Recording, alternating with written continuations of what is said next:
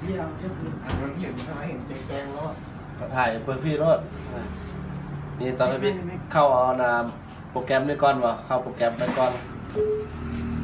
ซัมซุงเนาะซัมซุงได้ตัวนี้แฟลชซัมซุงตัวพวกเป็นเวอร์ชันใหม่ตัวนี้นะเข้าไปเบิ่งโปรแกรมมันก่อนรุ่นไหนเปิดฝาโทรศัพท์มันก่อนเบิ่งฝาหลังมันก่อนเข้าไปส่องเขาไว้ส่องไหน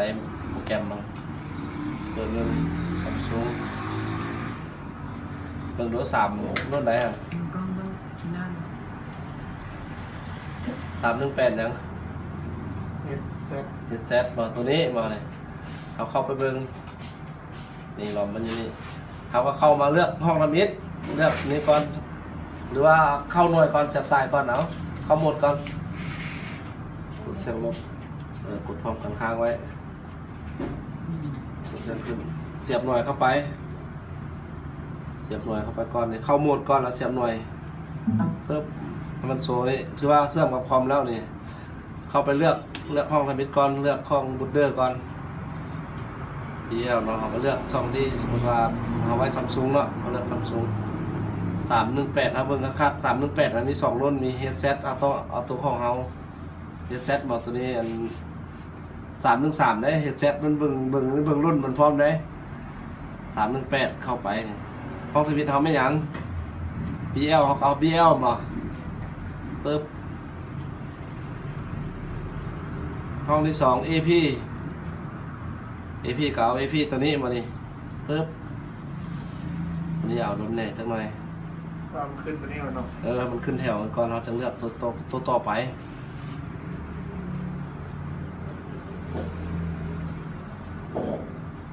เป็นเย็นรอสักครู่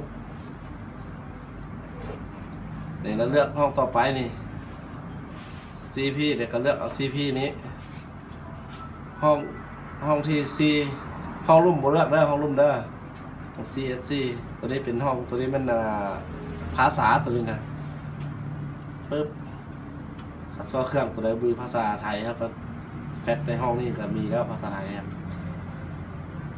กดแฟตเลยกดแฟตเป็นตัวนี้กดสตาร์ทนี่ปล่อยมันแล่นเลยนี่ปล่อยมันแล่นตามเครื่องสีค้างมาบ่เครื่องสิติดไวรัสบ่สิล้างเครื่องบ่ถ้าลูกค้าเสียนะแฟตเครื่องละล่ากันนะแฟตอันนั้นก็ได้แฟตผ่านมือก็ได้ว่าเครื่องบ่ติดไวรัสเครื่องติดไวรัสต้องให้แฟตผ่านโปรแกรมหมดแบบยุติโออะไรวะช่างครอบมีแฟนบราวไว้มีเครื่องกรอบแฟตตัวนี้ไว้เครื่องกรอบทุกอย่างมันจะเป็น CPU MTK เบิดนี่แฟตตัวนี้พี่คันจากร้อยแท้มันซื้อตัวนี้นี่ตัวจะกินงามนะคือตัวซื้อเครื่องกรอบไปขายตัวรีดโปรแกรมไว้ตอนตัวซื้อมาใหม่ๆตัวรีดโปรแกรมไว้ก่อนคือของกันมีได้กันรีดไว้นี่มากันรีดไว้มันด้วยมีนี่อันนะพวกJ7 Copy นี่ Samsung 5500 Copy นี่ Samsung 7E7 Copy ป่ะ J200 Copy ก็มีไหนกันถ่ายกันเอารูปลงไว้พร้อมนี่นี่ J2 Copy นี่สติกเกอร์ก็คือกันได้สังเกตดีๆได้เครื่องก๊อปมาตรงสติกเกอร์นี่เนาะ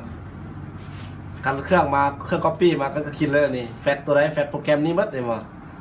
เห็นไหมการก๊อปมาตัวบนละล้อมนี่นะถ้ามือนาตัวมีมาคือตัว530นะ530กับเบิ้งคือการเครื่องจีนมันก็มีเฮดมีลงท้ายด้วยเฮดด้วยอย่างคือกันมีบัดไหนว่าการก๊อปไปบนละล้อมอันนี้การก๊อปไปบนนี่อันนี้การเฮดอันนั้นไว้นี่นะเฮดเป็นไฟวิลล่าไว้ไวรัสบุกินไฟในนี้นะใส่บ่ได้มันตัวนี้เวลาเขาสิใช้เขาจะออกมาใช้นี่แตกไฟใช้ออกมาไว้หน้าจอนี่ก็ได้นะเขาสิใช้เพื่อว่าเขาล้างความมาติดไวรัสกับบุกินโปรแกรมนี้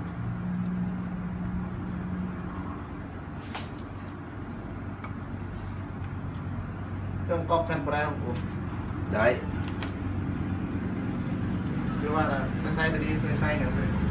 อันนี้ไม่ดูดล้อมก็คือเขาสิดูดจากเครื่องดีๆไว้แล้วไปแฟตใส่เครื่องดับตัวดีมันดำเลยบรับแล้วดูดโปรแกรมมือซื้อตัวซื้อมาเมื่อเนาะอยู่ตู้แก้วตัวตกรีดไว้มา เมื่อหนาเขามาแฟดรุ่นนี้ได้ของเขาลูกค้ามันเป็นรุ่นนี้นี่เอามีโปรแกรมมาเล่นนี่ก็แฟด นี่หลายตัวตรง ตัวนี้ร้านหนึ่งคนนั้นนี่นะกล่อง กรอบนี่ มีหลายอ่ะโอ้มีหลายซื้อไปครับเลยแม่ซื้อกระบุมีก่อนแล้วตอนจะสั่งอยู่ไทยครับ บุใช้ตัวนี้บ่ได้ บ่ได้ตัวนี้ไว้รีดโปรแกรมเนี่ยนี่มาใช้โปรแกรมนี่มัดไอ้แฟดตัวนั้นอันนี้วิธีขั้นตอนแฟดซัมซุงเวอร์ชันเก่าวันนี้สิยกตัวอย่างเวอร์ชันเก่าคือกันก็เลือกคือกันนี่แหละเวอร์ชันเก่านี่ใช้ตัวนี้เอาไปให้ไหมตัวนี้เวอร์ชันเก่า